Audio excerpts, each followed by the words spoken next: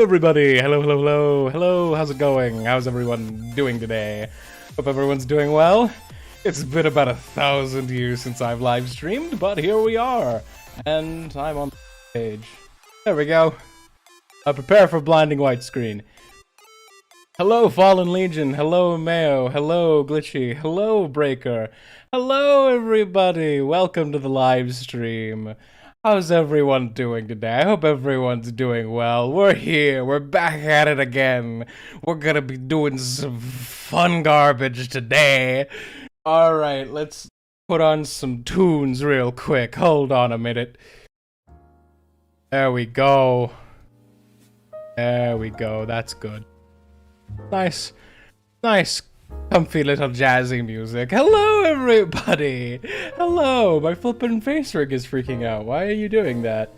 Fix, please? Fix? Hello? Set the...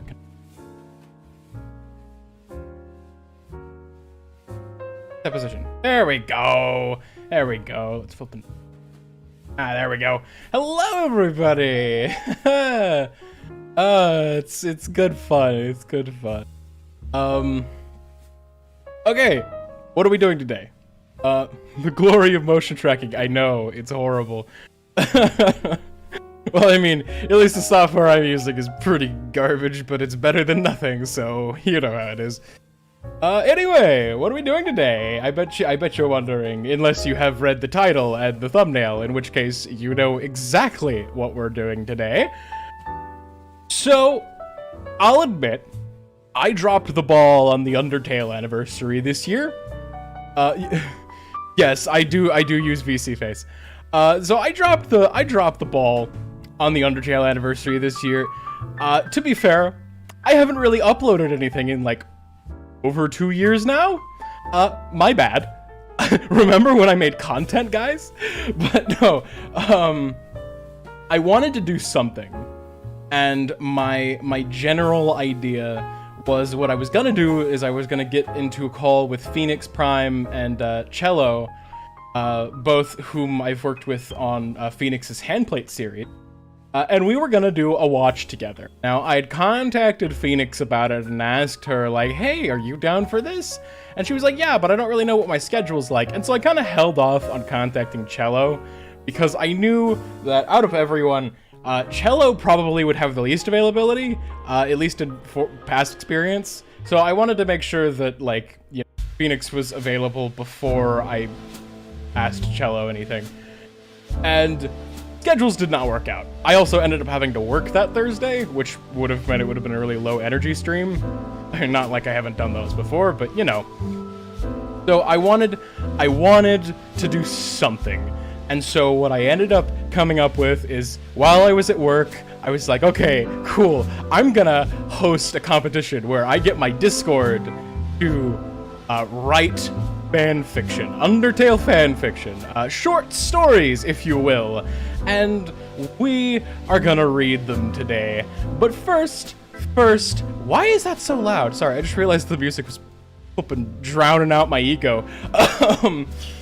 But, yeah, so today, we're gonna be reading stories submitted by members of my public Discord server. Link in the description, by the way, if you're not already part of it. But first, we're going to read one that I wrote. I saw everyone having fun with it, and I was like, screw that, I wanna have fun too! Oh, and, the stakes on this, the victor, the #1 victory royale, gets, $50 as a cash prize. But, like I said, I'm reading one that I wrote, but that won't be included in the competition. This is just because I wanted to have a little fun with it. So this is the baseline upon which I'm going to be judging everyone today. Just kidding. Anyway, let's begin, eh? Let's begin. So this is called Somber Reunion. I'll just pay myself the $50, exactly. Oh, that was the reason for the contest. I see through your trickery. Yes, it was. I am very sneaky salamander. Okay. But yeah, so this is called Somber Reunion, and I wrote this in like a couple hours in the middle of the night in a cold sweat because I suddenly had like the need to write, and I did it. First draft, F you Hemingway. So let's begin. Asgore sat pensively in the center of his makeshift garden of golden flowers. He suddenly felt the roar of hunger in his stomach. He could not identify why it had suddenly become so ravenous, but he couldn't ignore it any longer. He stood up, stopping to catch his bearings as his head spun for a moment. With 6 souls secured, he had found more and more he would sequester himself away in his garden. He found that the flowers made far better listeners, as his words could not upset them, good with his subjects. His longer sense of... Damn, can you tell that I haven't done any vocal warm-ups today? Can you tell? His anger had long since faded into an overwhelming exhaustion that made it nearly impossible to continue forward. All the while, his subjects' hunger for revenge had only grown. Shambling through his dimly lit home, he searched for the light switch, and with a click, the lamps flickered to life, powered by the hopes and dreams of a monster whose name he could no longer remember, although they must have been important. Pondered on this sudden moment of clarity, finding it funny that even someone so important, so impressive, and so full of their own dreams' future could be forgotten, so wondered how easily he would be forgotten. He didn't dwell on it for long, as his stomach cried out for something to eat. Although, as Asgore scrambled around trying to find anything in the kitchen, he realized it was empty. It would explain why he was so especially hungry. Remembered now. Already put off getting groceries several times before. With a frustrated sigh, he realized that it couldn't be put off any longer. Making his way into his bedroom, he began to clean himself up to go out to the market district. Suddenly, his doorbell rang. First, Asgore paid it no mind, continuing to freshen up, but then it rang again and again, until eventually it was a constant ringing, one after the other. He shuffled his way frustratedly to his door and opened it, evidently with a far more crazed look on his face than he had intended, as Toriel jumped back in shock. Holy sh... Toriel yelped before catching herself. Asgore, why in the world didn't you answer your door? Better yet, why didn't you show up this morning for the anniversary? Asgore took a moment to collect himself, giving a dumbfounded look on his face that Toriel obviously didn't appreciate. Well, Toriel chimed in, clearly losing her patience. The anniversary is the 15th. Today is the 1st. Asgore replied, slowly trying to gather the right words.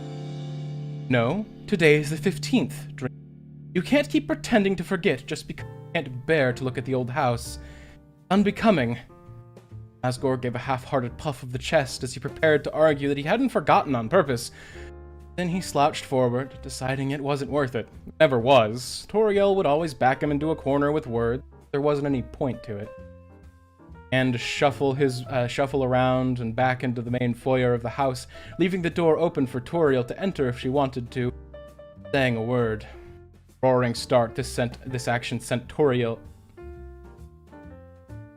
See? First draft, guys. And the only draft. Really, Dreamer? You don't even have anything to say to that. Such an important day, and you just decide you don't want to leave your house. What kind of a father are you? Not today, Toriel. Asgore let fly with a mighty roar, like the ones he was famous for during his political speech. Toriel stepped back slightly, Asgore refusing to face her. Continued. Not. Giving a sort of skulking look back to her. Toriel replied with an annoyed sigh and continued with a more concerned tone. Asgore, you stopped replying to my letters concerning started to work. You wouldn't answer the phone and I got scared. And now today you refuse to show up for the anniversary of their deaths, and I was horrified that... Stopped. Finished, letting out a... I was worried you would have to...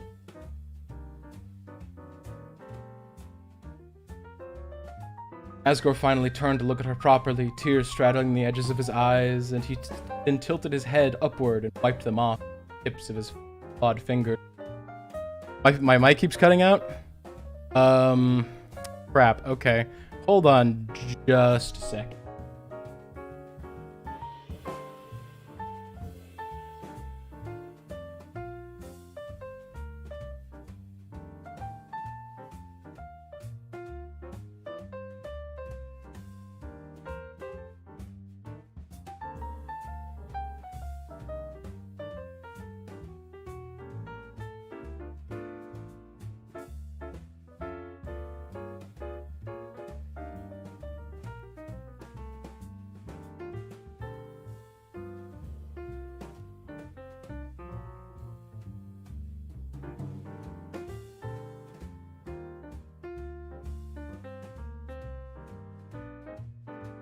Test. There we go. Flippin' heck. All right. Let's see. Is this any better? Is this any better? Is the audio quality good? Because I adjusted my gain settings recently and I had to shift a bunch of stuff around. Let's see. This is better? Okay, good. Let's see. Alright, that should be fine. Okay. Where was I? Alright. Asgore finally turned to look at her properly, tears straddling the edges of his eyes, and he then tilted his head upward and wiped them off with the tips of his clawed fingers, his face scrunched in an expression that could hardly be described. I know. It's been a mess recently. Or rather, I've been a mess. It's just, it hasn't been the same since last year. Before I could put a smile on and do things well enough, but after, well, you know, I can't even do that anymore. He explained with a rather somber tone. Toriel pursed her lips in a sour look at the middle distance before turning back to Asgore and saying, I know, you know I hate it. You know, I wish you wouldn't, but I hate to think what it does to your soul. LV is debilitating, Asgore replied. Some days are better than others, but the more you have of it, if your soul isn't built for it, it breaks down everything you are until it's hard to tell between that voice in your head telling you how awful you are and yourself. I suppose I just couldn't bear to have a second one today. May I come in? Please, make yourself at home. I was just about to go out and get groceries, but before I do that, I can make you some tea to drink in the meantime. Toriel hesitantly sauntered into the doorway, closing the door behind her as she looked around at the sorry state of the near-carbon copy of her home in the ruins. He always thought it was a little unsettling, if anything, a literally whitewashed version of their old family home. As she was looking around, she suddenly heard a clattering noise come from the kitchen, and she quickly waltzed her way over to the living room, where she could see Asgore through the doorway with several pots stuck to his horns. Her expression couldn't help but soften for a moment, seeing the silly spectacle in front of her, Asgore struggling with the pots before finally getting the tea kettle out of the cupboard and placing it in the sink. With a few paper bags under his arms and the hum of the tram line hissing in his ears, Asgore stood in the center of a mostly empty car, with those few in the car trying desperately and failing not to stare. Even among the monsters living in the same part of the underground, seeing Asgore had become quite the rarity. They couldn't help but at least catch a glimpse. Asgore would look at the other passengers on occasion, catching a small passing view of them turning their heads away from him, and he couldn't help but wonder why there were so few people on the tram today, even if he was relieved by it. Then, a spark lit in his mind, and he remembered again. He had declared the 15th a holiday a couple of years ago, so most people were probably at home with their families. He couldn't help but be a little jealous of that realization, knowing that everyone would be spending time together while he was playing host to his spiteful wife. If he could even really call her that anymore. Again, thoughts rushed through his mind, and he didn't think they'd ever formally gotten divorced, but he knew that ship had long sailed. Suddenly, the tram jolted, and the loudspeaker screamed, "Now arriving, Market District, new home!" Asgore had to shift himself to the side to avoid impaling the screen overhead with his horns. Then, giving a relieved sigh at avoiding another mishap today, he stepped off the tram, out of the enclosed station, and into a lively street full of vendors, although not nearly as lively as it normally was. Asgore carved a path through the narrow alleys of the Market District until he finally came upon a stall with various cuts of meat, run by an old bloodhound-like monster known by the name of Dogalamus, or Ali for short. Have any ground beef today, Ali? Asgore said with an enthusiastic canter in his voice, but Ali then jumped with a startled expression on his face as Asgore quickly realized the old dog had been sleeping with his eyes open again. What was that? Ali replied with a confused expression and tired eyes, slightly glazed over with what might have been cataracts. Asgore had thought it rather odd to look back on things, but he remembered when the dog had been just a young man, and now he looked like an old man. To be fair, he was, but Asgore could never quite shake the strange effect immortality had on the passage of time. He pondered for a moment how much of his time loss was his affliction and how much was just him being old. But before he could think any longer, he remembered why he was talking to Allie and continued, raising his voice slightly to be heard. Yes, Ali, I'm here for the ground beef. I'm here for ground beef. Do you have any today? Allie looked at him sternly for a moment, and his eyes lit up. Ground beef, that I do have! Asgore was pleased when Allie pulled out a large package of saran-wrap meat and heartily said, Excellent. How much, my friend? 50G, Mr. Dreamer, the old dog shouted, barely able to hear his own voice. A bit steep, don't you think? Well, prices just keep going up, and this is my last package of this particular piece of merchandise, sir. Allie replied with a plodding tone, fizzling out at the end. Also, super relatable. Very well. I know you're an honest vendor, so 50G will be fine. Asgore returned thoughtfully. After a few more stops at various vendors for hamburger buns, cheese, lettuce, tomato, condiments, baking ingredients, spices, and some house essentials, Asgore had finished his shopping trip and began to make his way back to the tram station. But then, to his shock, as he arrived, he realized the trams were closed early today. Ah, yes, the economy. Yes. With a little effort, he managed to get himself a taxi back to the Royal Plaza and up her new home, although the fare was outrageous. Toriel and Asgore sat at the table with an assortment of different burger ingredients, including freshly cooked burgers, all the fixings one could want on a burger, and Toriel's special butterscotch cinnamon pie for dessert. The two quietly sat and ate their meal, with the admittedly enjoyable conversation they had been having moments before having died back down as the reality of the situation hit them both. Toriel opted to speak first. You know, I did miss these moments. Asgore responded with a simple, polite nod. I've always missed this, but I make no secret of that. And then Asgore continued. Even if my actions as of late might say otherwise. With another silence coming and going, Asgore then finishes. After a lifetime of tragedy, mundanity is a paradise. Calling me boring, huh? Toriel returned with a scathing tone. No, of course not! Asgore spattered out, fumbling for the right words to reaffirm that he meant what he said as a compliment, but Toriel only replied with a chortle that eased his heart a little bit. Another few moments passed of silence, but Toriel and Asgore seemed content with this little dinner they'd had together. One more soul, Toriel said listlessly. Asgore looked up at her confused, but she continued. Why not absorb the other 6? Use that power to pass through the barrier, collect one more soul, and release everyone. Toriel, after saying this, looked up at Asgore hopefully, but she was only met with a distraught look on his face. Asgore, with a shake in his voice, then responded, And then what? We run off together, live a simple life, far away from anyone or anything. You could have a wonderful garden full of all sorts of wonderful plants, a nice little cottage for us to live in. And what of the humans? Or the monsters out there who so desperately want to fight them? And absorbing those souls. You already see me as a monster. I wouldn't want to look like one too, Asgore replied in disgust. Really, Dreamer?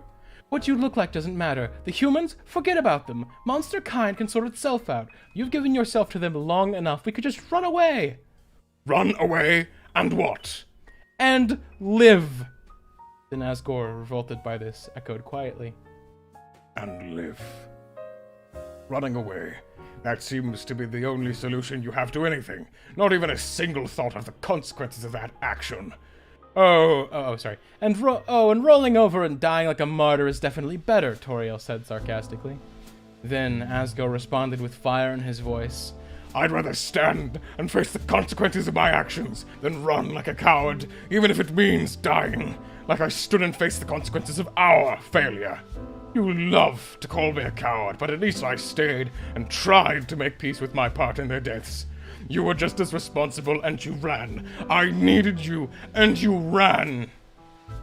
Toriel stood speechless for a few moments, seething rage evident on her face. But Asgore wouldn't back down this time. He knew he was right, even if his words were harsher than he'd like them to be. I may have run away, but that's a far better fate than whatever this sad excuse for your life is, he replied with a stern tone. She then continued, I really hoped there was another path forward through this, but it looks like neither of us are budging. Toriel then stood up, grabbed her bags, and made her way to the foyer. If we can't even stop from fighting on today of all days, then you shouldn't expect me next year, or any year after that. And don't expect that last child either. They won't be coming.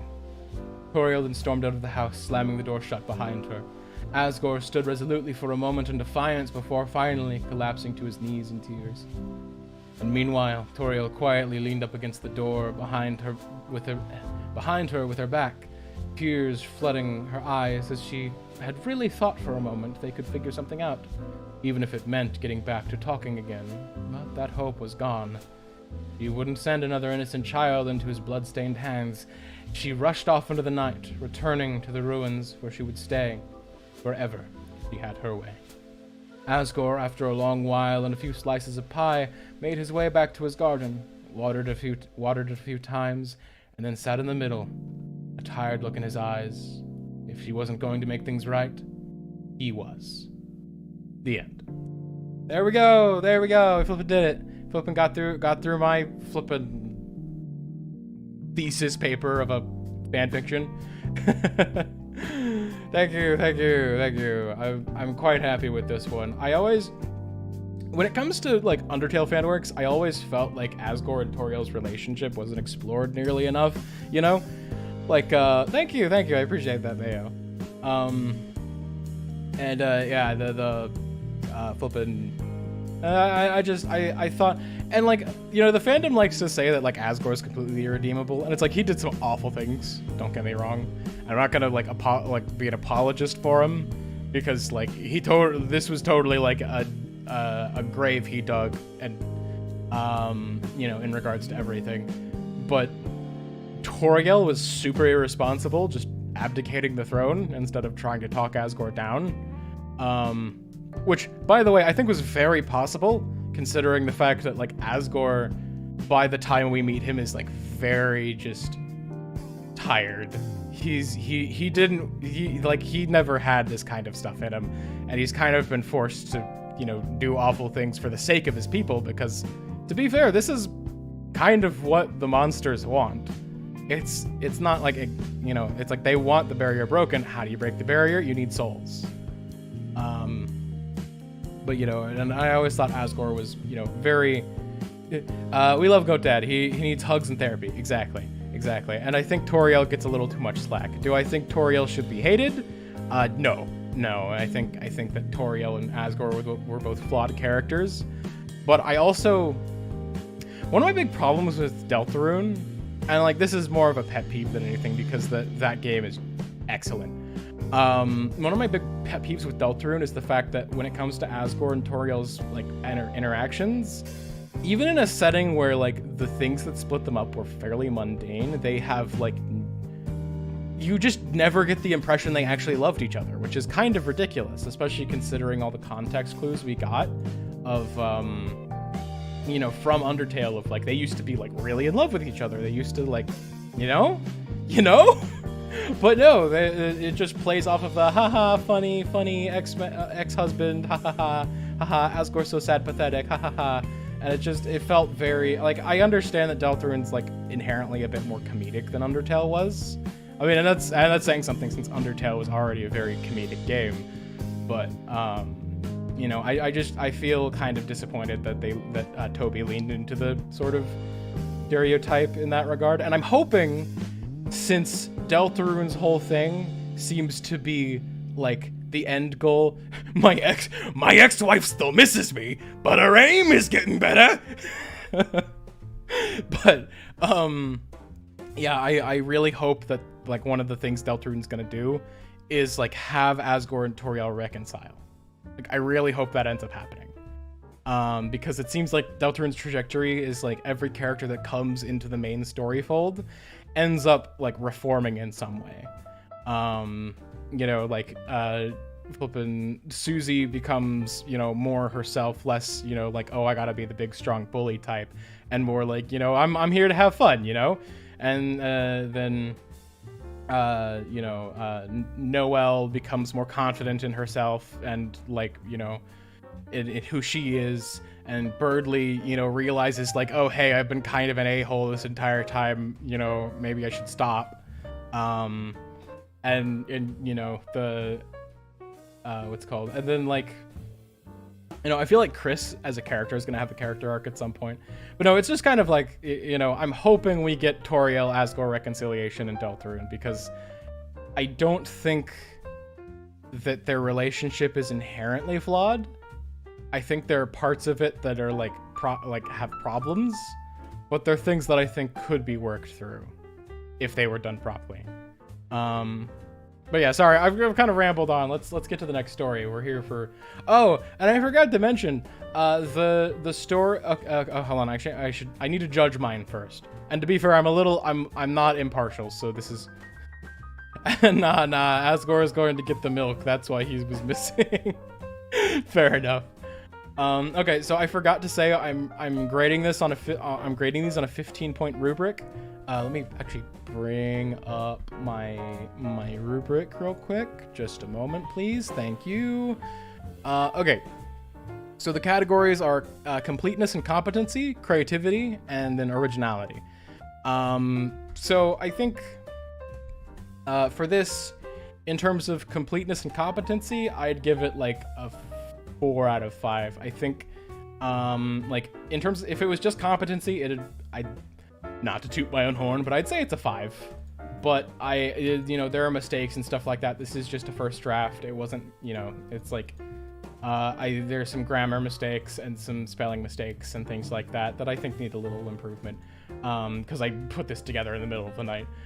But yeah, no, so this would be like a 4. And then, in terms of like creativity, it's kind of hard to judge, honestly. Hello, Void. Welcome to the stream. Let's see. Let's see. But yeah, and then in terms of like creativity, I'd give it like a 3. It's like, I'm sure other people have done this kind of interaction before, you know. It's like we don't get a whole lot of Toriel Asgore stuff, but you know, they've had interactions. I think the most creative thing about this is the fact that like they actually get along for a moment to show that, hey, they actually did, you know, love each other, and still kind of do, even if there are, you know, obvious glaring problems. Hello, Floof, welcome to the stream. I already graduated. I mean, honestly, like, spelling and grammar and stuff is like 1 point maybe on a good day. So, you know, I'm mainly grading on like the competency of the storytelling itself. I did kind of like wander off. That's another fair point. I did kind of wander off for a minute and like go and talk about something completely unrelated, which was the whole trip to the market district, which honestly I just did for world building because I can't help myself. So I think that might, you know, I'll give it a 3.5 on the competency completeness actually, and then and I will do 0.5s if I feel like it. So 3.5 on competency and completeness, 3 on creativity, and for originality, was it originality? I think it was. Originality, I'd say like a 2. I'm not gonna explain why. I'm just gonna say a 2. So that's 6.5, 8.5 out of. No, I'm gonna be a little more kind to myself. I'm gonna I'll say it's probably about a 3 on originality. So. 3 and a 3, that's 6 plus 3, that's 9.5 out of 15. That's decent. That's all right. I'm not gonna use that as a baseline. That's just whatever. Anyway, let's move on to the actual first Discord submission. This one is by Lightfighter. The title is Bittersweet Anniversary. Oh, I also forgot to mention, among other things, is that the continuous theme that I set, the project theme, was anniversary. So that's why they're all going to be somewhat anniversary related. And the winner, on top of the winner getting $50, the winner will also have their story turned into a comic to be dubbed on the channel at some point in the future. Anyway, let's go. Okay. Here, let me take a drink first. Let me crack out my drink. Please don't spill. Yes.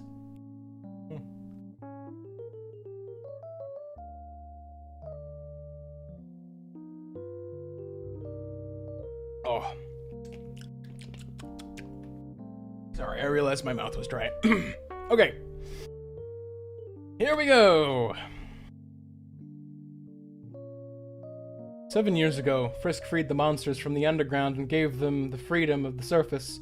Every monster was celebrating their liberation with festivals full of food, music, dances, and games across the country with humans. It was indeed a joyous day, a glorious day. Only a few of them knew that the cost of freedom, what the cost of freedom truly was. Frisk stood at the foot of a tombstone of his human parents who died 7 years ago to the day. Their death was the drive to go up the mountain in the first place, though he didn't remember why specifically. It had something to do with the monsters, but his memories were spotty at the best from that time. He barely remembered his staggering up the mountain and his journey through the ruins, and his first clear memory was waking up in the bedroom at Toriel's house. Oh, interesting. Gonna buck the trend a little bit. You got the Toriel found Frisk unconscious. Okay. Or maybe not that necessarily, but the Frisk doesn't remember getting to Toriel's house. Frisk smirked at the thought. This was confusing as heck for sure. What was that, my child? Toriel asked Frisk as she stood beside him. Oh, I was thinking about when I first woke up at your house in the ruins and being confused. Okay, that looks so weird. What? What looked so weird? Let's see. Oh, hello, Sonic. Welcome to the stream. What looked weird, Bayo? What happened? What did I miss? Did I miss something important? Yeah, I'm just gonna keep reading. You'll get to it eventually. Okay. Oh, the way you drank the water. Yeah. The rig doesn't handle that very well because it blocks my face, so the rig just kind of freaks out. Okay. Let's see. When I first woke up at your house in the ruins and being confused. Yes, you were very curious about everything and asked me all sorts of snail facts. Haha, nice. I still think half of those facts are bogus. Frisk picked up a small snail that happened to be going across his shoe and gently moved it across the path. Toriel followed her son with her eyes, proud yet concerned. This day was bittersweet for him, and it worried her that he couldn't remember more of it. Though, from what one neighbor of his parents told her, was that his parents were brutally murdered by someone in front of him, so maybe it was a good thing he couldn't remember that part. At least he remembered his journey through the underground and all the friends he made along the way. Toriel turned back around to face the grave and laid down the golden flowers she had brought to honor them. Thank you for your son, he whispered. You raised him well for 12 years to be a great young man who seeks friendship and peace. I will continue to do the best in raising him and to do my best in raising him and guiding him to honor your legacy and memory. Toriel felt a wave of emotion come over her, blurring her eyes and causing her chin to tremble. She struggled to say the next part as sobs threatened to overcome her. I'm so thankful that he's in my life. You don't know how much of a blessing he is to me, but it cost you your lives. Toriel covered her face in her paws, allowing herself to cry. Frisk turned from watching the snail to Toriel's weeping and quickly skirted over to her, very worried. Mom, what's wrong? He grabbed her forearms, not sure what else to do. Through great effort, Toriel managed to calm herself down to say, I wish I could meet them and thank them in person. Frisk relaxed and grew somber at her words. He wanted to meet them again, to hug and talk to them, and to tell them of all the wacky and crazy adventures that he'd had in the underground. And since then, with the monsters released, he wanted it so bad. They were just underneath him, and he wish he could somehow bring them back, and I wish they were back too. Hugged Toriel, his adopted mother, and felt his own tears rolling down his cheeks. No, She may have adopted him after they came down the mountain, and he rediscovered that his parents had died, but she was more than that. Toriel was his mother. Toriel dropped her hands to embrace Frisk as mother and son. He was her son, and not someone to replace her lost children. He was truly different from them, and truly hers. They both felt the warmth, comfort, and security in each other's arms, knowing that the other really did love them.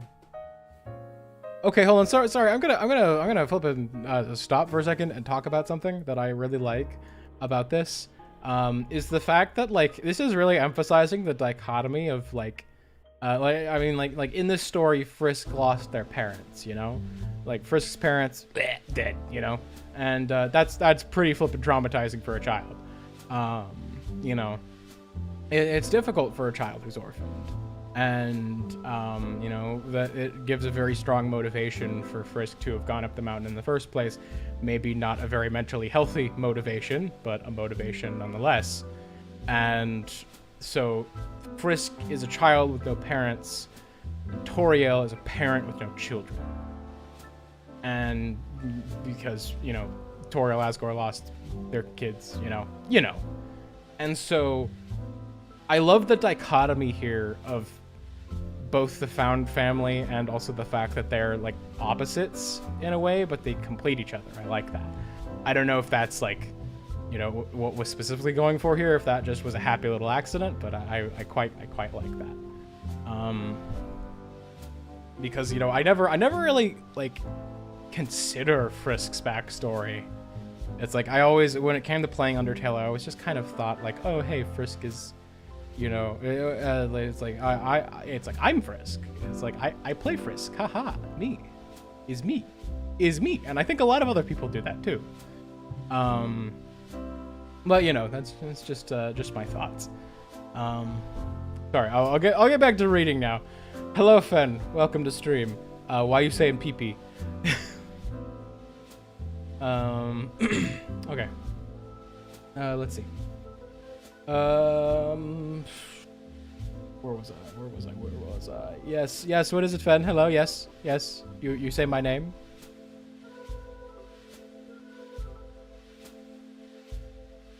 Oh, you're entirely correct. Thank you for telling me. There we go. It fixed now. Haha. Okay, thank you for letting me know. I didn't realize. Okay. What am I doing? Okay.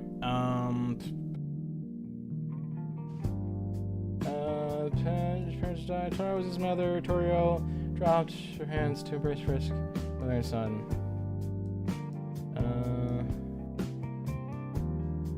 They both felt. Okay. They both felt the warmth, comfort, and security in each other's arms, knowing that the other really did love them. I love you, Frisk. I love you too, Mom. After another minute, they let go of each other and smiled through the tears. Oh dear, Toriel chuckled. My tears fell on your head and ruined your look. Ruined your look. I'm sorry, that made me laugh for some reason. I don't know why. Frisk's fresh threads ruined by tears of sadness and joy. Sorry. Pick brain, 200 IQ. I join only to nitpick. Fair enough. Okay.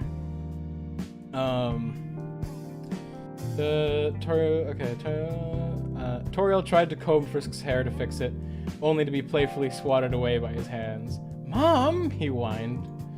But you need to look your best tonight, and who knows, there might be someone who catches your eye, Toriel winked. Oh my god, the secondhand embarrassment is strong with this one. No. Okay. Sorry. Okay, let's see. Frisk turned pink and quickly backed away. Wait, isn't Frisk yellow?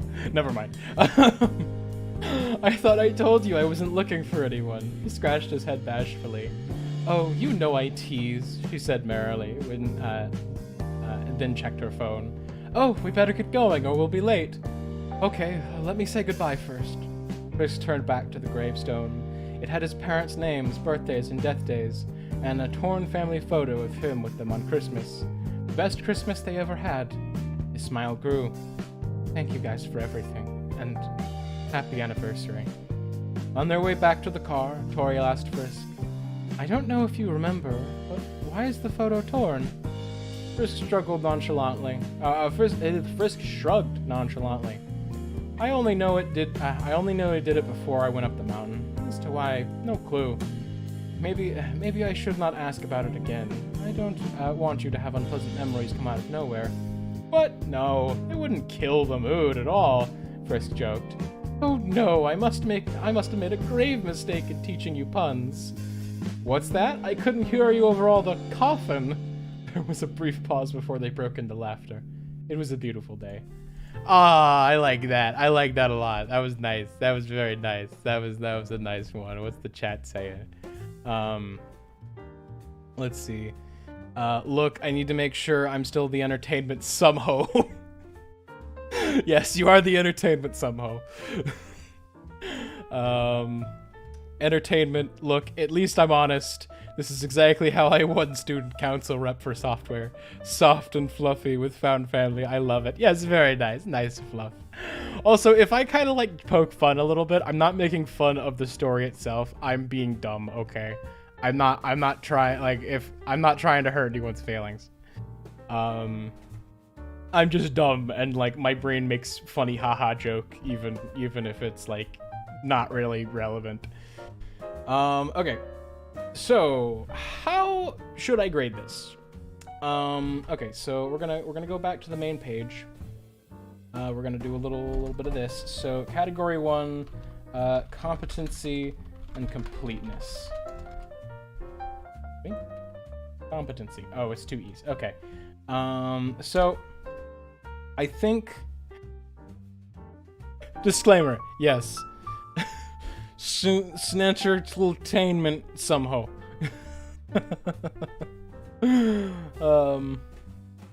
Let's see. I keep holding my phone too close to my eyes. Maybe don't do that. Oh wait, you got eye problems, don't you? You're waiting for your glasses. I forgot about that. Okay.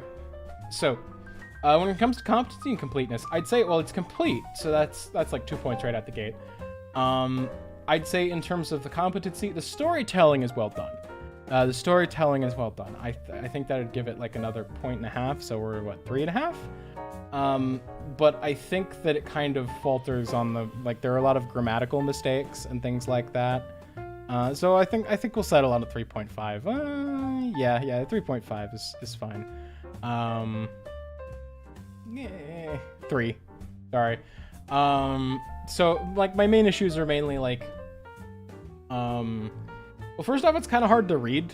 If I'm being honest, like I'd recommend that when you format your stories, format them double spaced. And what I mean by that is if we look at mine here, so like paragraph your stories is what I'm saying. So first off, you'll notice here, so like open, okay, so not double spaced, sorry, because this would be double spaced. What I mean is like, generally, I think most books have a standard of 1.08, but I might be wrong about that. But basically, like, if you separate your paragraphs more like steadily, with your enters, with your thingy doos, like I mainly just like it's a little hard to read in this format. That's all I'm saying. And also like there are some bits where it could have flowed a little better, but overall I think I very much enjoyed this one. You did a great job. Tab and enter.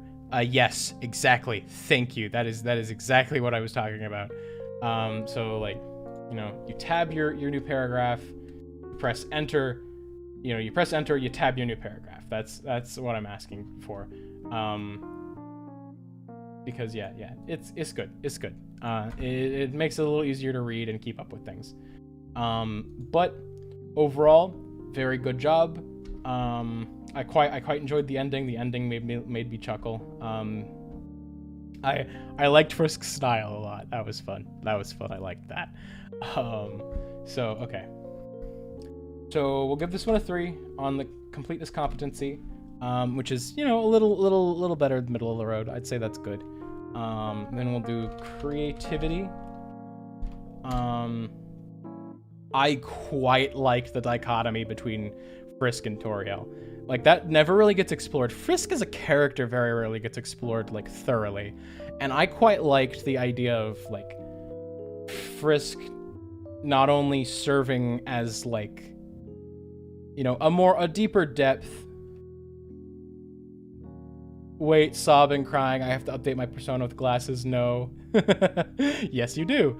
I mean, you don't have to, but it's for consistency.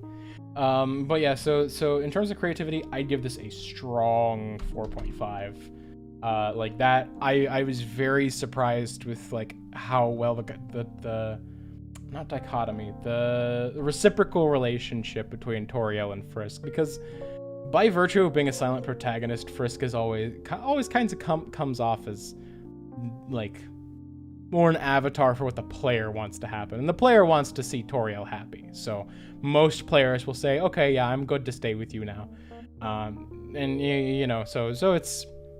But to see Frisk as like a character that's their own agent and like makes the choice to stay with Toriel because they lost their parents and Toriel lost her children, it's a nice like bow to wrap it up in. And then in terms of originality, let's see.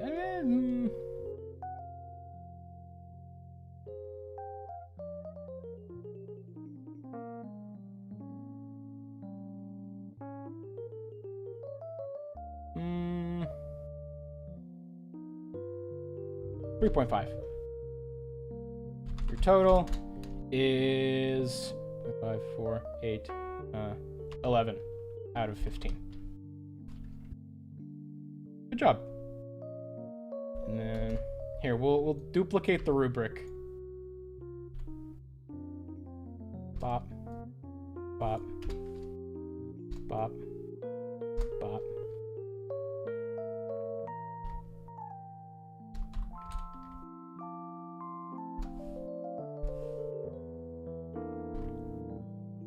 And there we go. Got a rubric for everyone now. Let's go. Okay, now we're moving on to this one was written by here. Let's see. What's chat saying? Can I lose my parents and adopt Toriel as my new mom? Oh, if only. I really wish that could happen for you. I'll adopt you as younger sibling. Is that a Brit I see in chat? Yes. Hello there, fellow Brit. I see two. Oh no, oh no, there are two of them now. Okay, so this one is by FireDR, and it is called The Miserable Flame. Let's see what this is about. Let's see. The Miserable Flame. It's another day of snowy showers and a bleak, pale blue sky. I get dressed in my suit and brew myself a cup of coffee. I pour the bitter-smelling liquid into a cup and sip at it while I read the news. I only finish half of it before I hear my phone buzzing. I sigh before answering the call. Work needs me to come in, even though it's my first day off in 2 weeks. I slug the rest of the drink down the back of my throat before heading out the door. I rush through the falling snow toward the clinic in the center of town. As I sprint, I notice the other residents turning their heads away from me as I come into view. I don't want to blame them because I know what today is, but I can't help myself. Despite what they may be feeling, they don't even seem to consider how I feel about all of this. I disregard the blatant disdain and clear my mind. I arrive at the bland brick building that is the clinic and head inside. I ignore the upset faces of patients in the waiting room as they flick their grieving eyes away. I clock in and get to work. One by one, I'm trapped in a small, sterile room with the patients I had passed by moments before. They're dismissive and barely cooperative during the examination. They choke out their responses only when necessary. They all leave on the verge of tears. I look around at the posters hung up on the wall of my personal hell. Nice little tips about health and safety. I've read them all about 1,000 times. A nice distraction from everything else. About 12 hours later, I clock out and head home. The sun has set in the dark, starless void. As I walk through the snow, I dismiss my thoughts and try to leave them behind, like footprints in the snow. I'm finally home, in supposed safety and comfort. I eat some cold leftovers and drag myself to bed. I lay there for a moment and let myself feel. Let myself scream and cry for a while. Think about how no one can bear to look at me without feeling stabbing grief. I cry from loneliness and I scream from anger. Why did I have to look this way? I go on for hours before finally running out of energy. Right before I drift off to an unfulfilling slumber, I whisper my final words for the night. Happy anniversary, brother. Hope you're having fun serving drinks to all the angels. Good night. Okay, well, here's my question. Whose perspective is this from? Can I get some context? Is FireDR in the chat? Can I get some context on this? Also, I find it interesting how it's like, it's in, what is it called? Second person, I think? Or it's like the narrator, or like the narrator is describing what they're doing. Or is that first person? I think that might be first person. Let's see. Yeah, first, thank you, Mayo. It's first person. I'm being dumb. Let's see.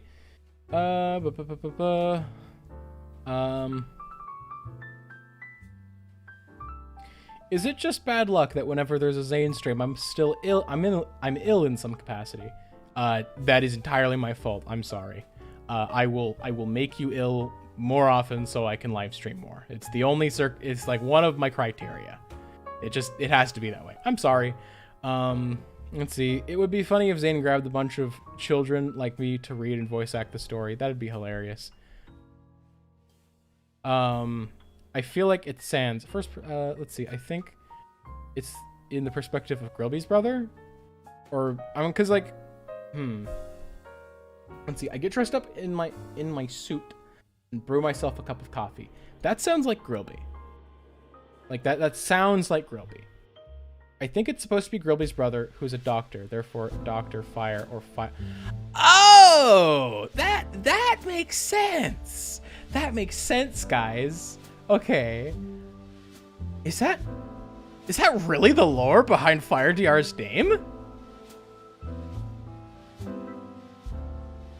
Saying dumb. I am dumb. You guys are just now noticing this?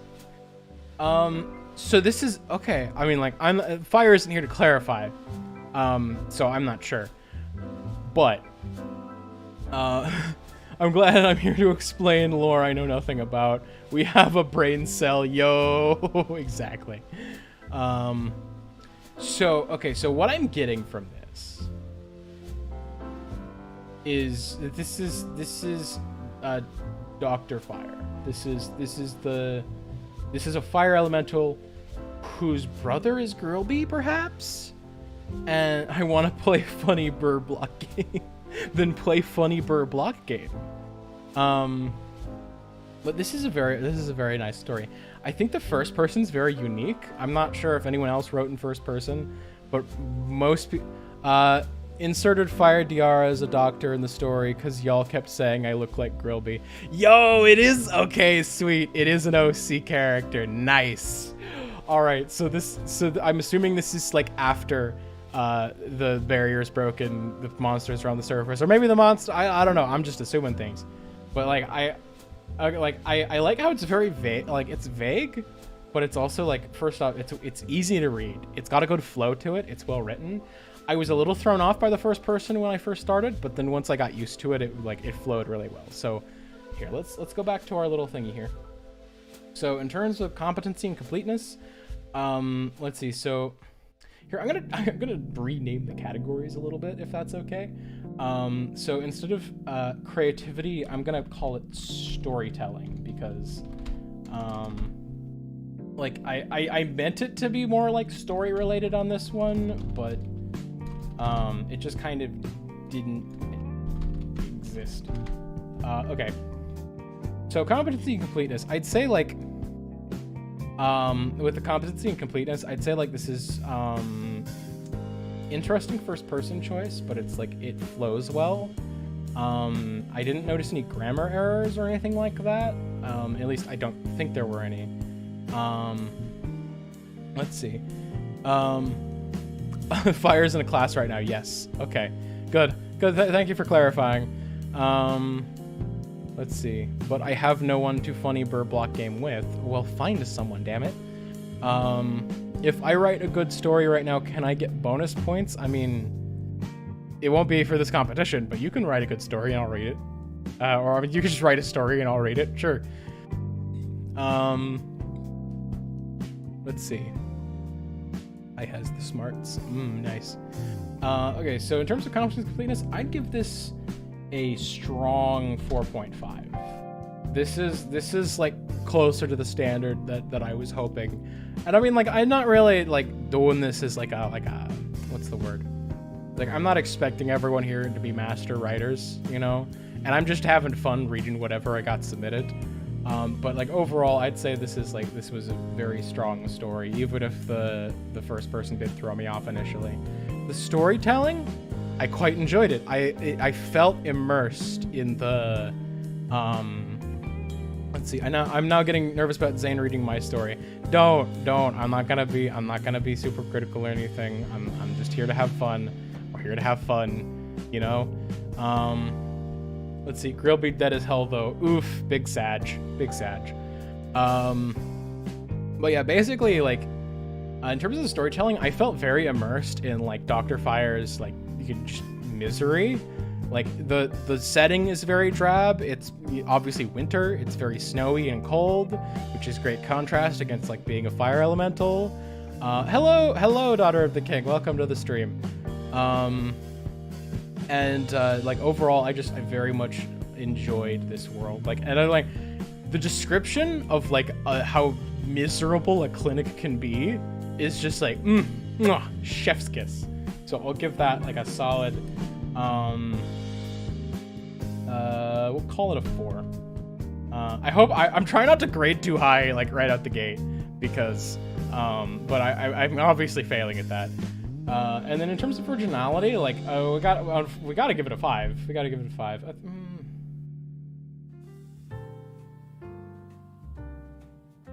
See, we'll do competency, storytelling.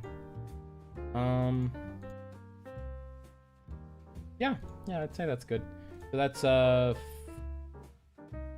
9 plus 4. I can't do math.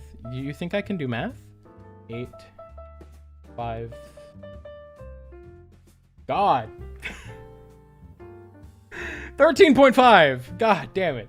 Okay, 13.5. Thank you, Floof. I got it.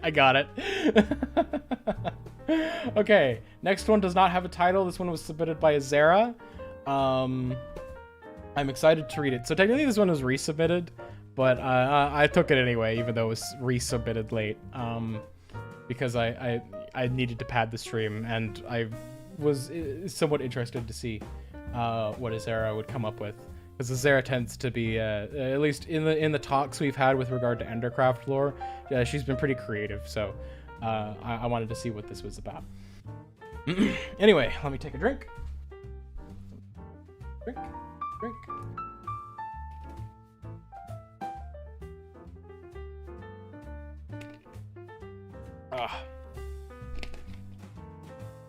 Sorry, don't mind me. No clipping through the world real quick to get a drink. Bro, I'm in software development and I can't do math. Blah, math. I wish to be as creative as Azera one day. Yes. Model hair swish of smugness. Why is my flippin'? Oh, it's because I'm moving too far. Look at me. Whoa. Okay. All right. 7 years exactly had passed since the day it started, meeting the many interesting and different personalities. From the calm and collected to the clinically insane and everything in between, it was a new and wondrous world. Even though constant growth, even through constant growth, there are some things that remain the same. Frisk? Frisk! The distinguished voice of the teacher brought them back to the present. Class giggled. Frisk felt the class stare and pierced their soul. They froze in their spot. No amount of blue magic would ever be enough to move them. Frisk stared at the board, answering quietly, so much to the point the teacher asked them to repeat what they said. Remember, my child, back straight and shoulders back, the voice within Frisk's head instructed. They took a deep breath and did so, answering the question. Satisfied, the teacher allowed them to sit back down. Whenever Frisk was sad or alone, they looked out the window. They heard muffled cheers of encouragement through the glass. You can do this, human! And do your best, punk! This always brought Frisk a smile. This always brought a smile to Frisk, knowing their friends were always there to motivate them or help them when they were needed. During lunch, Frisk would sit with their group of friends, a group of 7, including Frisk, who would talk about topics from self-defense to dance to food to adventure. Today they chatted about the mysteries of the mountain and a cave that was discovered near the top. Some claimed it was full of toxic waste. Others believed it was where a murderer hid their victims' bodies. Frisk was always engrossed in the stories and had their own ideas. To Frisk, the mountain was the home of their friends, monsters who lived inside the mountain, but not mean monsters. Frisk imagined a subterranean civilization where monsters used magic to make stars, and the sun was the Earth's core. That, long, long ago, humans and monsters lived in peace, but then one day humans would fight over the surface world, and eventually monsters were sealed underground, as they never thought humans would do that to them. The days seemed to repeat in patterns, school on the weekdays and wandering through the woods close to the mountain on the weekends, or hanging out with friends. Aside from the occasional changes, there was little that actually ever seemed new. Some days, Frisk would lay in bed, eyes closed, and listen to the deep hum of the king in place of their own father, who returned home late at night, or not at all. Mornings were filled with leftovers and an empty home where hot meals were never a thing. Frisk tried to make dinner once when both of their parents were away, following a simple tutorial that only led to fire and burnt pasta, which was quickly put out by the nearby fire extinguisher. Today was another spent alone, just as they did every so often, and just like those 7 years ago. Alone, Frisk decided today would be different. Along a steep and twisted path they rose to the top of the mountain. There they stood. The day was nearly over and the sun had fallen below the lake nearby. The golden glow reflected onto the water and onto the skyscrapers nearby. The city below looked so small now, as the sun set from gold to pink to blue. When the stars began to twinkle and shine, they knew the day was over. They traversed down the path, greeting the cave they saw multiple times before, the place their friends were. Down the mountain and back home, they went, greeted by pale lights and a cold home. To my friends, thank you for all you've done for me. Each night has been a new adventure. Through thick and thin, we traveled many lands and created many memories. We laughed and cried along the way and discovered more about each other. I remember the first time we met. I was alone and scared. You held a hand out and told me to stand. I vividly remember the first time you showed me true magic, so colorful and bright. We fought darkness, and I ingrained that feeling of stability and power in my mind. We swung swords and learned new magic. We discovered the world as a group that protected each other. More joined and some left, but they were always welcome. The realm we built from the ground up, and with every accident or incident that happened, we faced it all together. You showed me how to deal with conflicts and confront demons, the skeletons in my closet, and situations that I never thought possible. You taught me lessons and guided my path, healing me when I got hurt and pushing me to do my best when it wasn't perfect.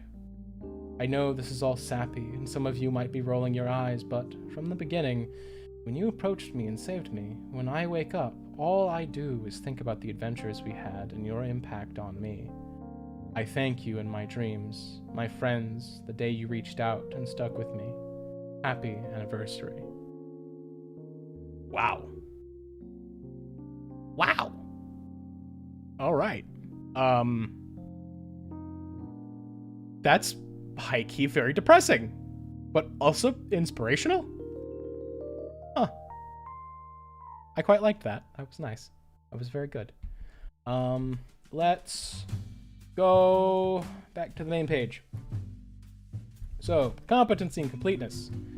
I'd say this one gets a 4.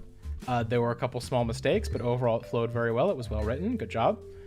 In terms of storytelling, I felt very engrossed in the struggle of I assume this is Frisk, but I can't know for sure because it's vague, and I kind of like the vagueness of it. It could be anyone. It could be the player, because as each of us being a player of the game, we've all been touched by these characters in some way, even though they aren't real. So I suppose it, in the same way that Frisk is often a stand-in for our emotions and ideas and feelings about the game, and who we are within that context, I'd say this also kind of serves a similar purpose. So I'd say I kind of like the parallelism of that, even if it wasn't necessarily intentional. I'm hoping it was, but I'm just kind of I like to read into things a lot. But yeah, so we'll give that one, I'll give it a 5. In terms of originality, I'd say,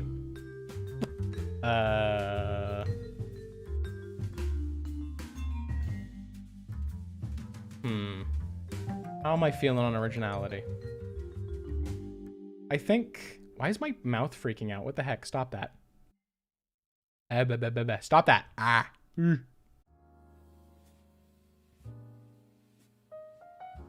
Yeah, I don't know why my character's mouth is freaking out like that. Don't worry about it. Anyway, let's see. In terms of what's the chat saying? Oh, that is also an interesting point. It could be the neutral ending. Mouth, stop freaking out. God damn it.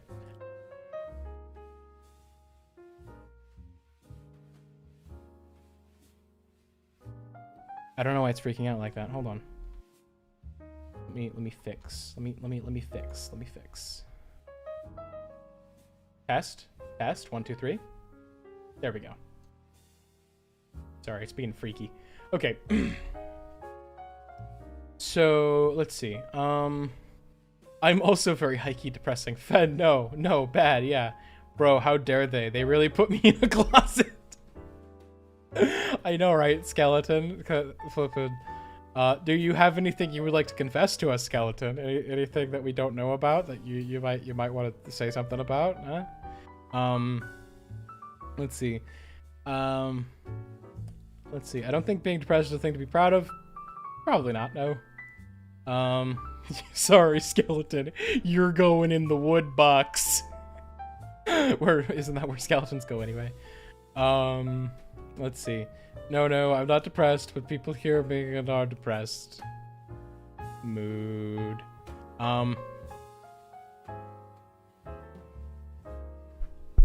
Stop freaking out, Mike.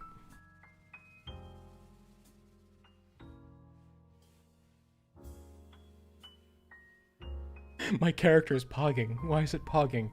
Never mind. I love how it was perfectly fine up until this point, and now it's decided it's gonna freak out on me. Whatever. Let's see.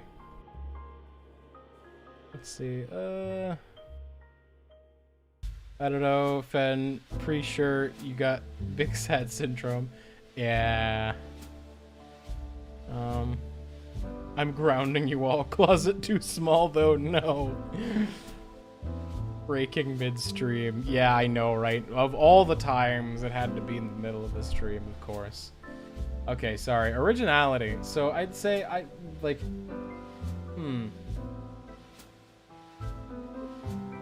for consistency, I think I have to give it.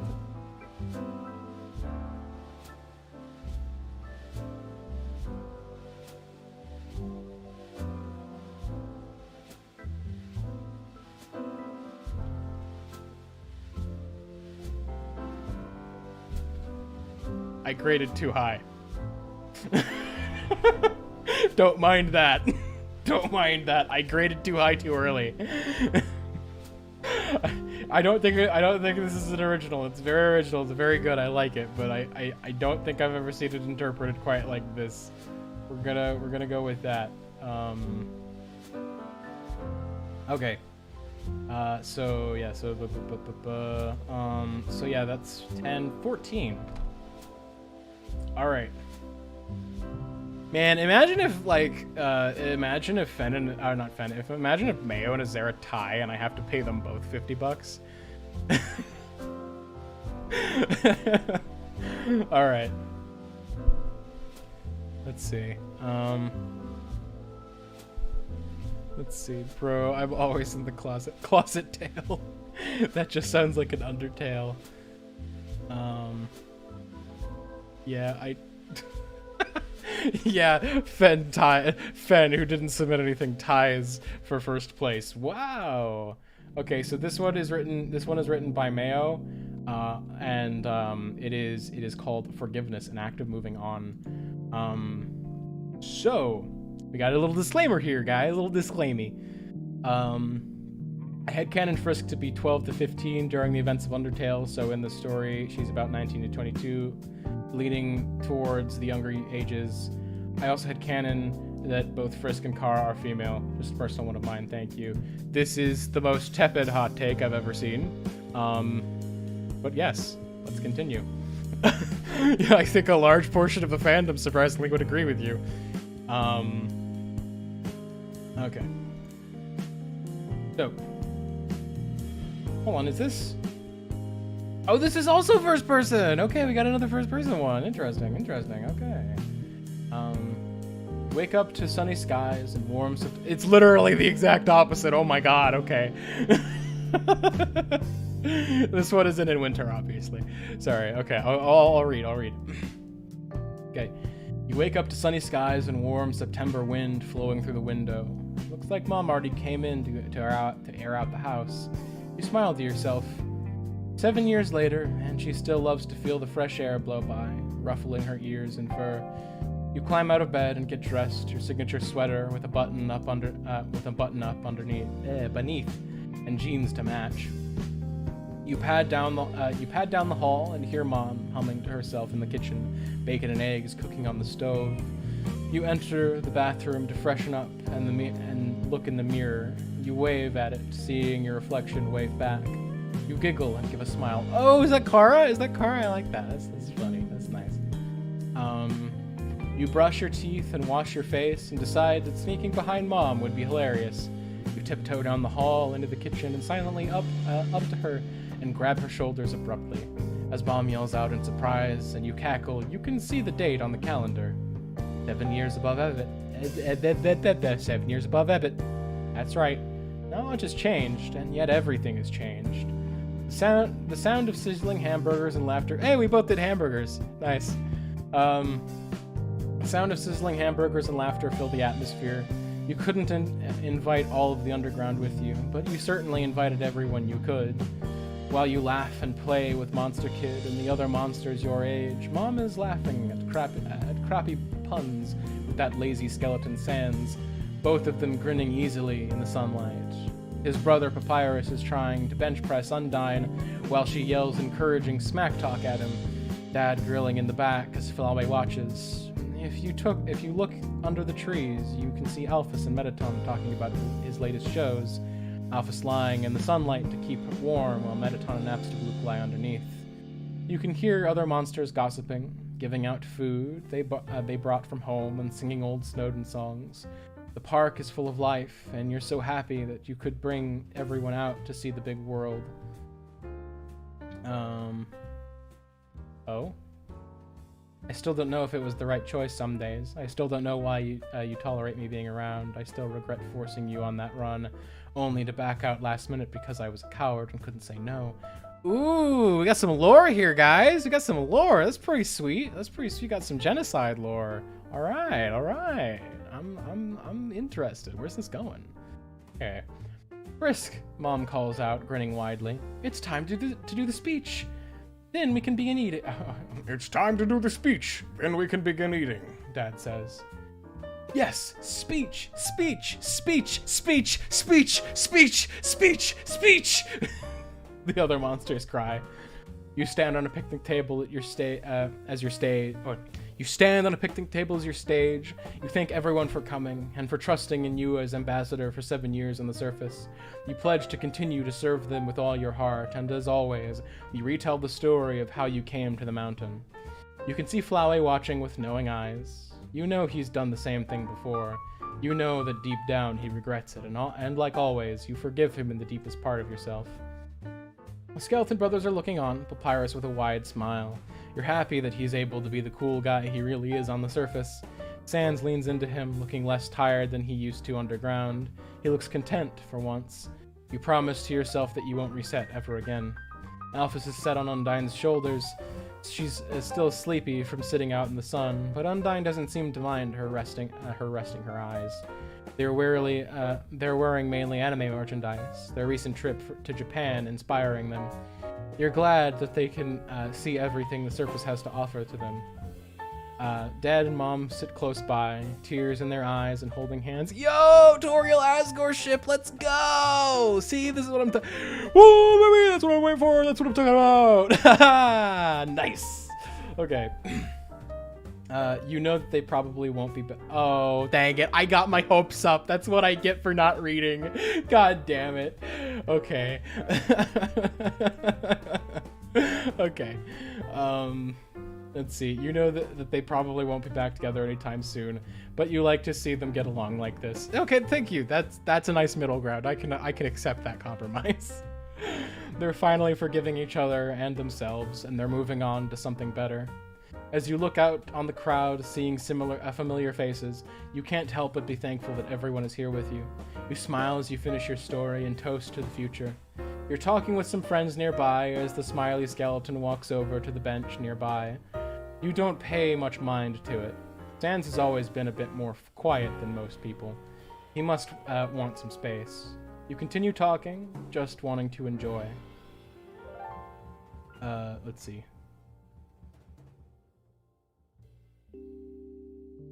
Oh, okay, hold on, sorry. I needed to read ahead for a second to see who was talking here. You know I can hear you, right? I freeze. What? It's hard not to hear you when you mutter narrations under your breath, Sans says, looking straight at me. I sit frozen in my seat, unbelieving. There's no way he can see me. Okay, so this is Kara. Kara's the narrator in this. Alright, I get ya, I see it now. There's no way he can see me. Yeah, he's one of the most powerful monsters ever, but that doesn't mean I should be visible to him. Kinda rude to ignore someone, you know.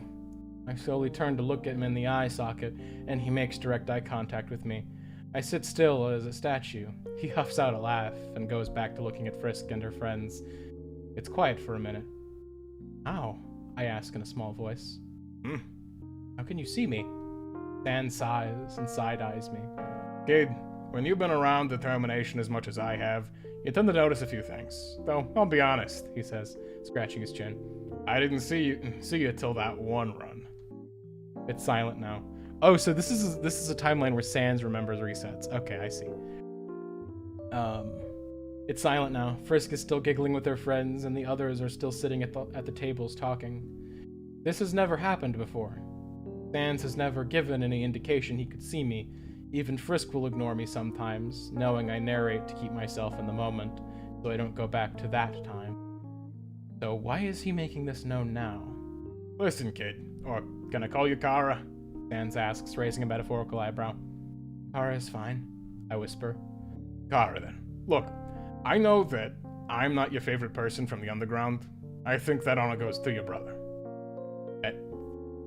That thing, I snap, is not my brother. He doesn't say anything for a moment. Yeah, I can understand that, but there's still a small part of him in there, just deep down. I scoff, not in the mood to talk about Asriel, and my failure, his cowardice. But anyway, like I was saying, I know I'm not your favorite person in the world. Sans pauses for a second, letting his thoughts gather. I hurt you back in that run. He continues slowly. as if I'm glass about to break. I hurt you and did some things that I will never be able to forget about. Oh wait, hold on. Is this Kara talking? No, this is Sans. Can you slowly? Okay, yeah. This is. Sorry, I got confusified for a moment. It's fine. Yeah, I just find it odd for Sans to apologize. He normally doesn't like this. Doesn't. I think it's a little ook. It's a little bit, just a little bit though. That's my only criticism so far. Oh wait, no, hold on. This is Kara talking. No, because this is Sans. And this is Kara, right? Mayo, I need help, please. No, it's Sans. This is all Sans. Okay, thank you. I hurt you and did some things that I will never be able to forget. Sometimes I can't look at Frisk without feeling like the worst friend in the world. I look back at Sans. His smile doesn't change, but he looks remorseful, sad. But I just wanted to know why. I stay silent for a beat. What? I ask. Why? Why did you go on that run? Why did you convince Frisk that it was the best thing to do? Why did you think killing a whole race of people you loved and who loved you was the best way? He looks at me straight in the eyes. Not accusatory, nor is it curious. It's quietly desperate. Desperate to know why they went through that much hurt. Why his brother went through that much hurt. I look away and take a deep breath. Because there's nothing but pain on the surface. Sans snaps his head toward me at my outburst. I'm distantly surprised his neck didn't break at how fast it moved. At least, there was when I was alive. I take another breath, trying to gather my thoughts. The village I lived in wasn't very nice to me. I was the street kid that ran around stealing things to survive, but then got beaten for it. And they would tell scary stories about the monsters under Ebbet that they would eat you and use your bones as toothpicks. They would say that I deserved to be killed like that, all alone. No friends. I paused, trying to figure out exactly what I wanted to say. And then I go underground, and you were all so nice, I whisper. You were nice to me, a human, one of the people who locked you up, and you still showed kindness to me. I needed to pay it back, reciprocate what I received, but when I got to the village, I bite my lip, afraid of what I had to admit. They were just so angry. They didn't care that he was trying to bring me back, that we were only going to get souls from people already dying. They just hated Azrael so much because of what he was. I thought that by dying I'd be helping, but I just got my brother killed. It's silent for a minute. Sans just looks at me while I gather myself. I take a deep breath. When Asgore started killing kids, I started again, voice shaky. I thought that I was wrong about the monsters, and when I saw him reset over and over again, it only confirmed what I thought. Monsters were supposed to be the good guys. They were supposed to be better, but my own family was murdering children and people weaker than them. I wanted to stop them, but I couldn't do anything, so I watched for years and years, and then Frisk came. I chuckled to myself, remembering how she reacted when she first met me, surprised and scared, but eventually warming up to me and my quirks. She was so determined to get out that she escaped in 2 days. But then, when she missed her friends, she kept coming back over and over again, playing with you guys and doing the same adventures. She wanted to help you and didn't know how. So she asked me. And you didn't like that? Sans asked. I glance over at the skeleton. His face is expressionless, as always, but I could see the anger in his eyes. I sigh. Sort of. I knew all monsters weren't evil, and that they didn't deserve to suffer for something they couldn't help. But when she wanted to get them on the surface, I didn't want them to die like Azrael had. I didn't want them to go through what I went through, so I lied. All I can hear is Frisk talking with her friends, the wind, the birds twittering. First, sorry. I don't need to look at Sans to realize that he was furious. Anyone would be if they knew what I did. She got pretty far, I say. She got pretty far, I say. Doing what I said. She hated it, but thought it was what she had to do. And then, when we finally reached you, put her foot down. I turned to Sans and looked him straight in the eyes. He looks surprised, almost. After fighting you 100 times over, she reset. I tried to stop her, but she forced it through, and when we went back, she made me tell her everything. I forgot that being determined also makes you stubborn, I huff. But then, she refused to listen to me. She kept trying different things, going certain ways, talking to certain people, and she kept trying until she got it right. And when she won, she dragged me along with everyone to the surface, even though I didn't want to go. I turned back to Frisk. Her head is tilted back, laughing at some joke that Snowdrake made. I thought that everyone would be dead in a year's time, I sigh. She thought they wouldn't. She thought they wouldn't be. So we made a bet. If in a year everything and everyone was fine, we'd continue. No more resets. If I was right, we could reset and put everyone out of their misery. Guess who won? I laugh quietly. I look back at the skeleton, at the judge. I understand if you hate me, and if you never forgive me. Just don't take it out on Frisk. She only did that run because of me, and she's too good for this world. I look at the sky, pretty sure it's the last time I'll see it. Knowing Sans, he'll probably take the remnants of my soul and slam it into the ground. Maybe hit it with bones. At least I would be outside. The old phrase does say, birds are singing, flowers are blooming. Days like these, kids like you should be burning in hell. Guess this is my time. Just hesitate, still afraid, even with acceptance. Make it quick, if you're gonna make me die for real. And I wait. The world was muffled, sounds gone. Just me and the judge. Kara. I relax, waiting for the final blow, until I feel a hand rest on my back. My eyes fly open, whipping around to look at Sans. He looks tired, almost like he did in the underground. You were a kid. I blink. I know, but that doesn't excuse what I did. No, it doesn't. You're still a kid. You are a kid. And kids do stupid things sometimes, he says. Like it's the most natural thing in the world. But I made Frisk kill people! I made her kill Papyrus! I cry. Sans abruptly pulls me into a hug. I freeze out of shock as he starts to rub my back. I know, kid. I know. You only saw the world through your experiences. No wonder you thought it would be better to be dead than up here. He pulls back and sighs and looks me in the eyes. I don't know if I don't know if I could forgive you yet. It's all still stuck in my head, and it's going to be for a long time, he whispers. But I can recognize a bad situation when I see one. And honestly, I think that you've punished yourself enough. I can't change anything, and I can't forgive you right now. But now I know why you did it, and that helps more than you realize. I feel tears well up into my eyes. He looks back at Frisk, who's finally caught on to our conversation, head tilted like a curious puppy. I don't know you completely. I don't know you completely, and I'm still unsure of this. If Frisk trusts you, I do too. My breath hitches, and before I realize it, I slam into him, sobbing loudly. He goes still and hugs me back.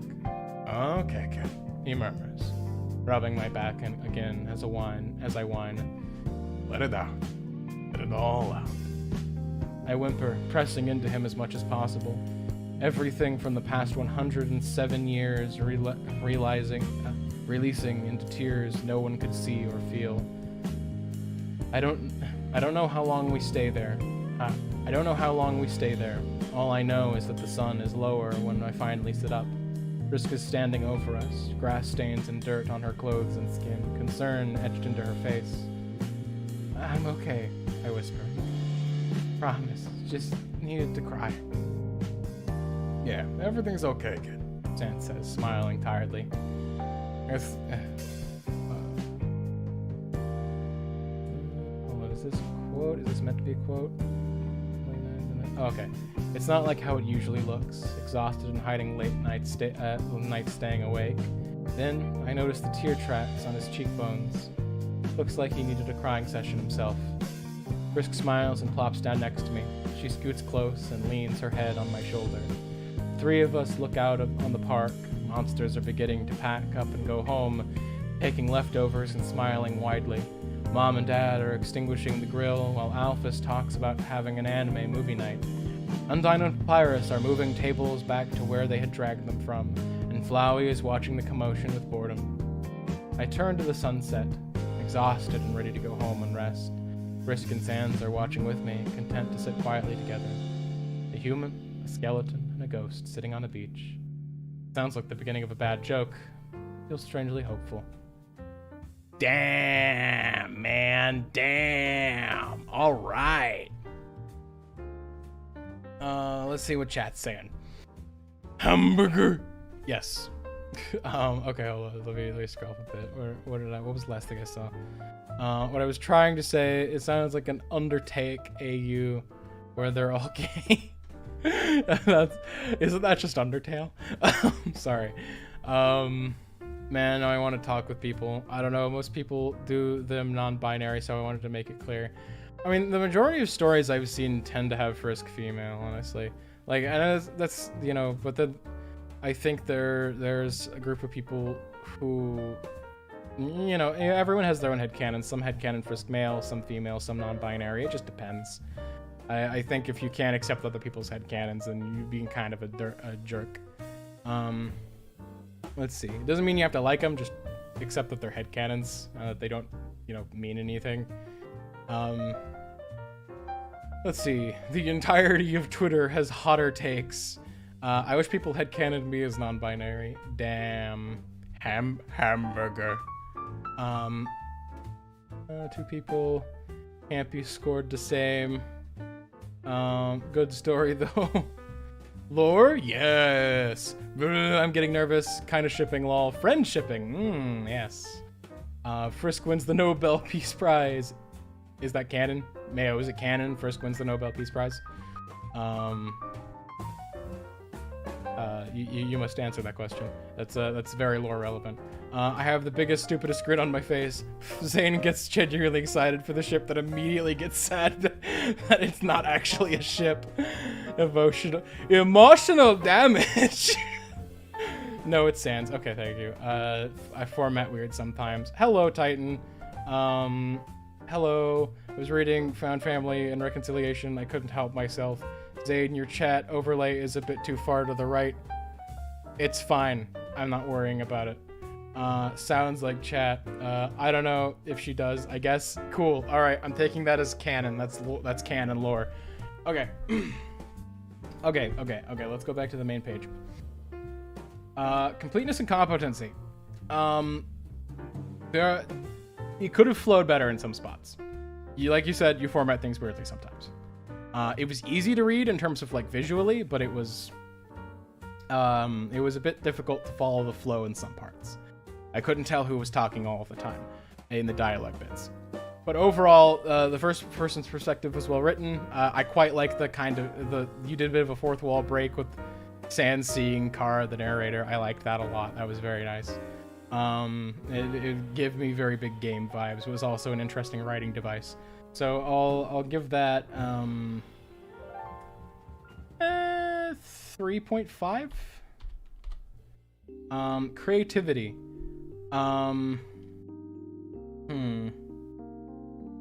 Let's see. I think it was very creative. Like the whole. Let's see. I very much liked the idea that like, because like very rarely like will you see Ghost Kara as their own character. I think the only thing that comes to mind in recent memory that like does that is the Insomnia comic. And this is a very different dynamic from that. I quite like it. In terms of like, I also very much liked the way that you wrote most of the characters very in character, and it was very, very fun to read. I think overall I'll give creativity a 5.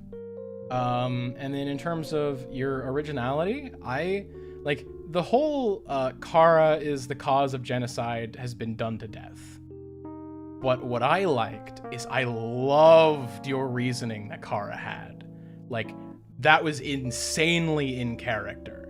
Like, very in character for what little we know about Kara. I loved that. That was like one of the most creative things like I've heard, because like for a lot of stories where Kara is like the cause of the genocide run, it just strikes like Kara's always just evil for reasons, I guess. We don't know. You expect me to have a consistent reasoning and logic to my world? Nah.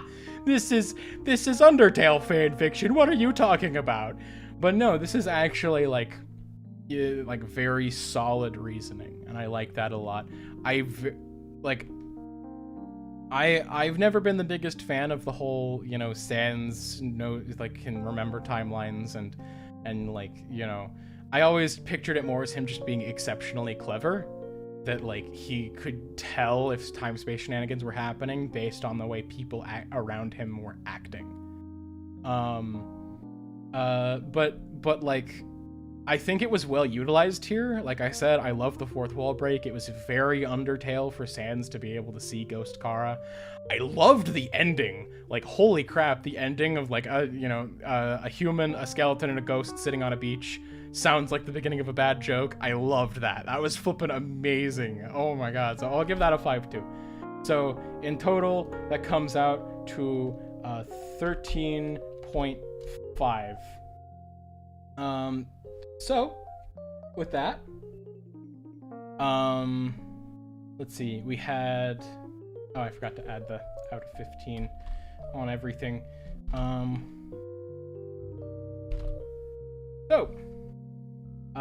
Let's see, in first place, we had Azera, with the story that does not have a name. No name story. The one with the one with the thing.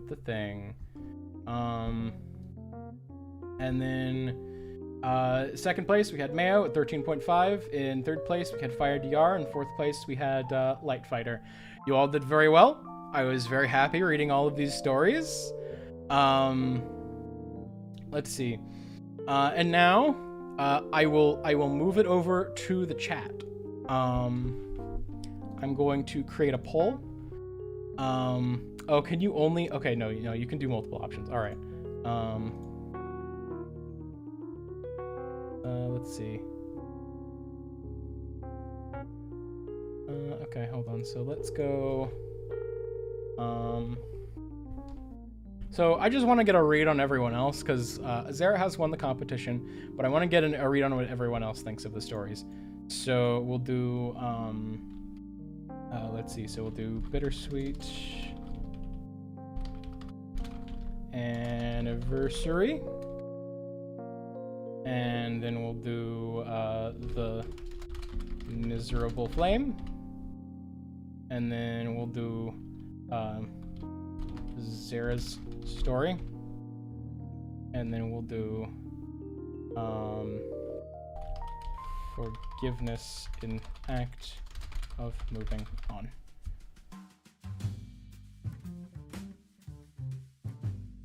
What's everyone thinking, guys? What's everyone thinking? Let's get some votes in the chat.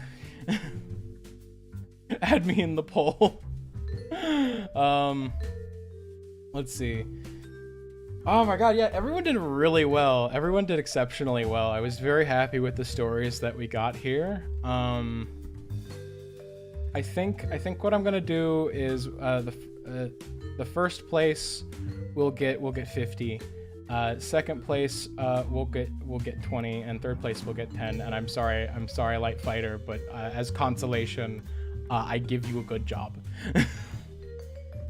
Or was it Light Fighter? Yeah. As a consolation, I give you a good job. You did well. I very much appreciated your submission. And then I think. Hello, Hayden. Welcome to the stream. You just missed all the fanfics. I just read the last one. But I think at some point I wanna do something with both Azera's story and Mayo's, if that's cool. We'll have to do some touch and base on that to see what we're gonna do there. Because I know that I said I was only gonna do the winner's story as a comic and dub it, but I quite like both of these enough to do it as a comic. Let's see. I also can't vote for some reason. Big F, Big Sag. May I suggest a song? No. Because the issue is when I do song suggestions, they're always copyrighted, and like the stream could get taken down or something like that, and I don't want to deal with that. I hope you understand. Let's see. What's the chat saying? So okay, so Azara's story is winning the poll so far. I'm gonna leave that up for the rest of the stream. Let's see. Okay. I can't believe he took away my 5. What? Oh. Oh. All right. Yeah, your 0.5 that I stole because I was grading too high too early. Let's see. I don't know. I kind of like the jazzy vibes we got going on here. It's nice. It's chill. Anyway, I don't know if I should end the stream here, if I should try and, you know, like keep it going a little longer. And you can just put credit. Let's see. Okay, what's the song? What's the song? I'll play it.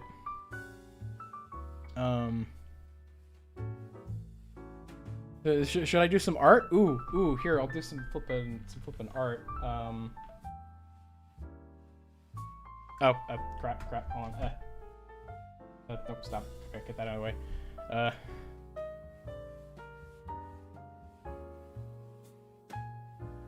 Let's see.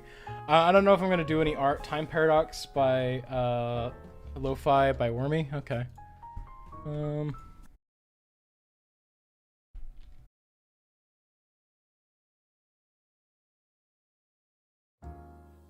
Yeah, no, it's because I switched over to my tablet. And it had stuff on it. Don't worry about it. Don't worry about it. Don't worry about it. Don't talk about it. You didn't see anything. Let's see. So we're gonna be looking for a Time Paradox theme for me.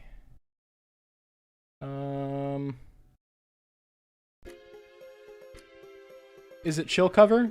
It's chill cover, right? What are you talking about? DVR isn't enabled. You can't rewind? What are you talking about?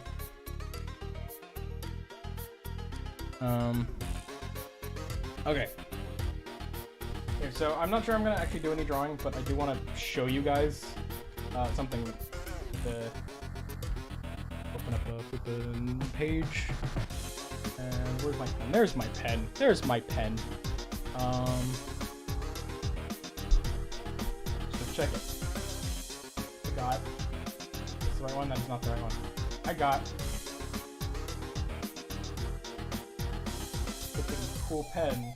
I got a flippin' cool pen. This is called the Good Pen. This is a great pen. I'm gonna use this for my line arts from now on because it's really good.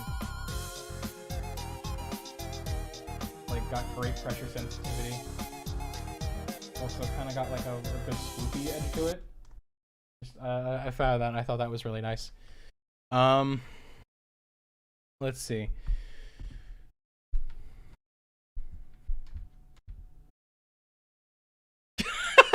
I'm sorry. I'm not trying to. It was a bit of an accident, I'll be honest. I try not. I'm not trying to stare you guys down. It just happens. It's because I need to turn this way to look at my tablet, but it puts me off screen on the facial capture, so it just kind of breaks the rig. But yeah, so that's the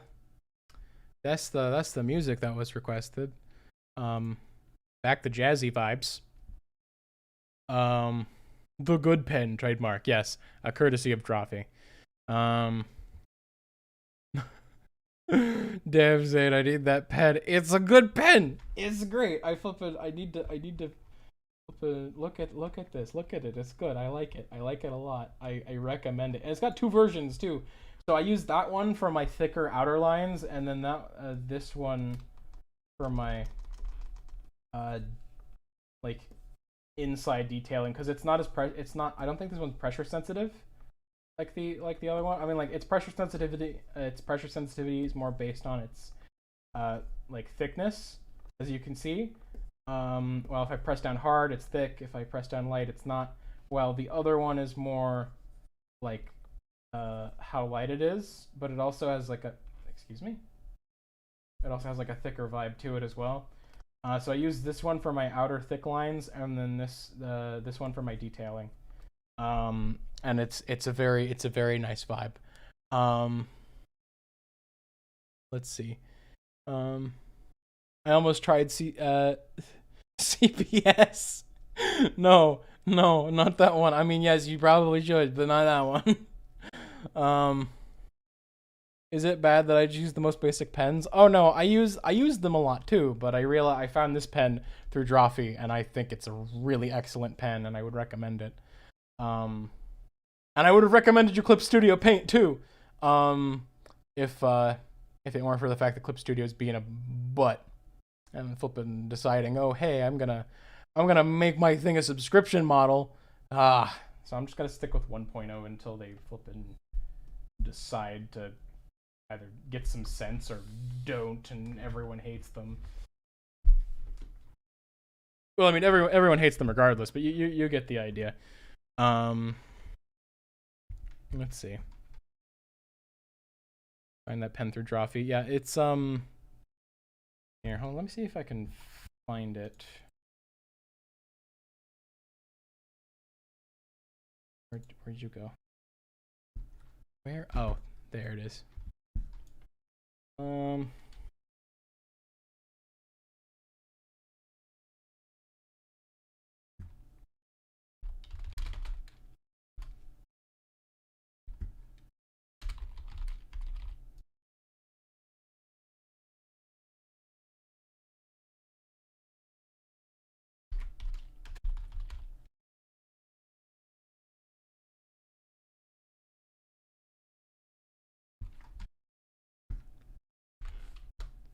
Here's the good pen.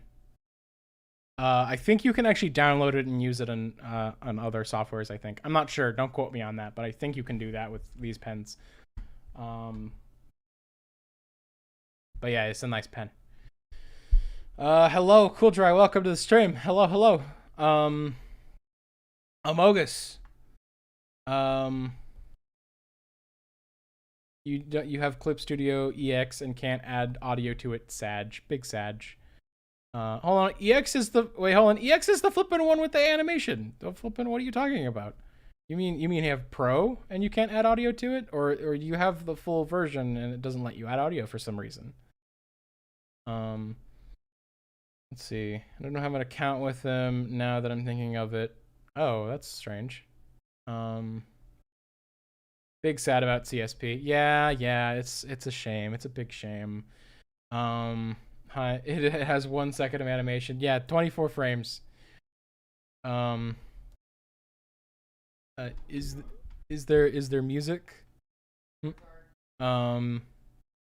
Oh, because I accidentally pressed the mute button on the desktop audio. Whoopsies. Isn't Pro the full one? No, EX is the full one. Pro is the flippin' baby version. My character is pogging. Why is it doing that? Stop pogging. We only have audio. I'm not sure why. Maybe it's because I downloaded it through a friend. Oh, did you pirate it? Honestly, I don't blame you if you did. See, I don't. But yeah. I don't really have anything else planned for this stream, and I don't really feel like drawing. If I draw it, I'd have to turn off the flippin' thing, you know. Oh my god. Let's see. Let's get rid of those. Port. There we go. They gave you a license. Oh, okay, okay. Oh yeah, the secondary license. I think it's only for Pro. I don't think it does EX. Or hold on, did you? Anyway, let's see. Oh no, a spammer. Yeah, big Sag. Let's see. Yeah, bot in our midst, guys. Whoopsies. Want to draw, but don't know what to draw. But brain wants to draw, but doesn't. But brain doesn't. Oof. Big Sag. Big Sag. Anyway, yeah, I think I'm gonna end the stream here, guys. It's been good fun. Let's see. For Mayo, Zara, and Fire, please DM me your PayPals. Thank you very much.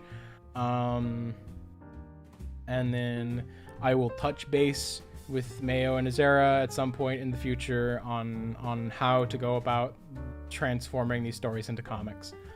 Anyway, yeah, so I think we're gonna end here. Thank you all for showing up. Go to channel poll. Oop. Nope, stop that. Nope, I want to... Okay, there we go. Oh, so Zara's story and Bittersweet Anniversary are tied for first place in the poll. Interesting. I think I'm going to end the poll there. Thank y'all for coming up, for showing up, for watching the video, for watching the stream. This stream will be staying up on the channel, unlike the Endercraft streams, since it's related to the channel content. So, hope you all enjoyed, and farewell.